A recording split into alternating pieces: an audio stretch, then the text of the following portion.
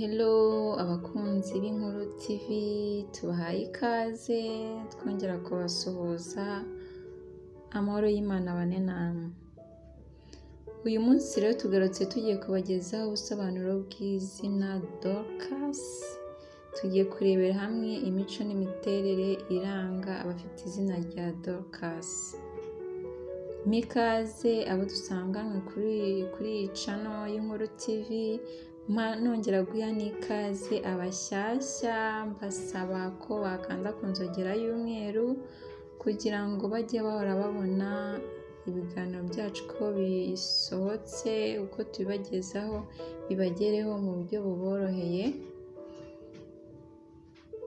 Umuntu atwandikira no muri comment by the way.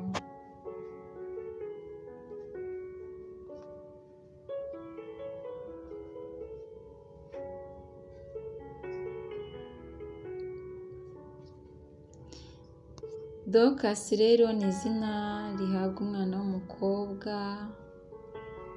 rikaba rifite inkomoko mu rurimi rw'Ikigereki. Dorcas bikaba bisobanura ingeragere. Iri zina kandi rizwi muri Bibiliya, aho intumwa Petero yazuye umugore witwaga Dorcas. Mu bemera Bible, uyu mugore abantu benshi baramuzi. Mu miterere ya Dorcas ni umuntu wiyemeza mu buzima, akunda ibyo akora kandi akabikorana imbaraga ze zose.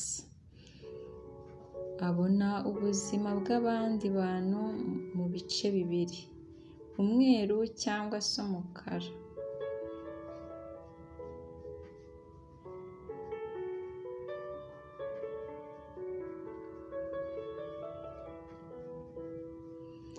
Dorcas iyo atagukunze ntaba agukunze, kandi iyo agukunze aba agukunze bidasubirwaho. Nta hagati na hagati, nta kazuyazi mu mibanire ye n'abantu. Akunda kwitegereza kandi yitondera ibintu byose. Akunda abantu no kuganira nabo. Agira umutima woroshye kandi ntiyiyoberanya.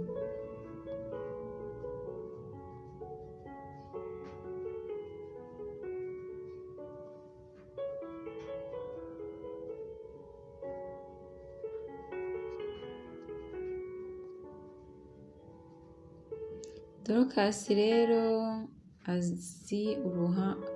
azi uruhande ariho kuri buri kintu kandi ntapfa gushukika. Avugisha ukuri kandi ntazi kurya indimi.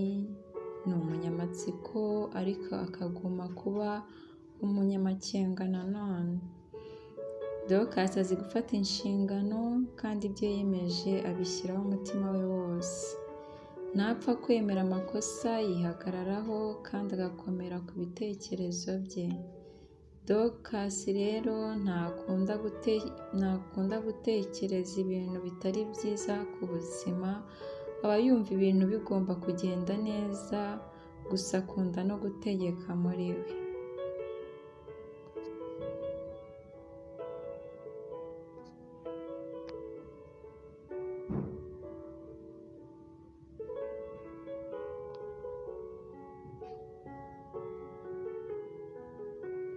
Dorcas rero uzasanga agira ikinyabupfura kandi yumvira umutimanama we cyane. Akunda amasomo ye iyo akiri umunyeshuri kuko aba ashaka kuba uwa mbere muri buri kintu cyose akora. Akunda umuco, kuba ahantu hafite amategeko runaka bagenderaho, ubupfura ndetse n'umutuzo. Akunda kugaragaza ibitekerezo bye, kugaragara nk'umuntu ushimishije cyangwa wishimiwe mu bandi, ndetse akunda kumarana igihe n'inshuti ze.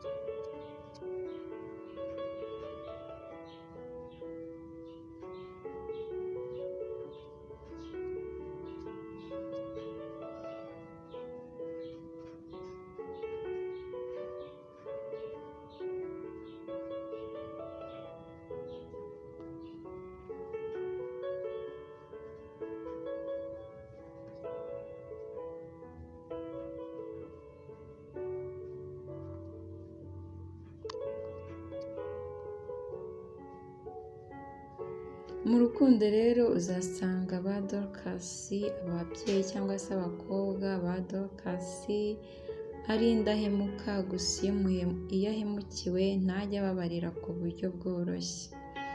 Mu mirimo aba yumva yakora rero harimo uburezi, ubuvanganzo, ubucuruzi cyangwa se iyamamazabikorwa.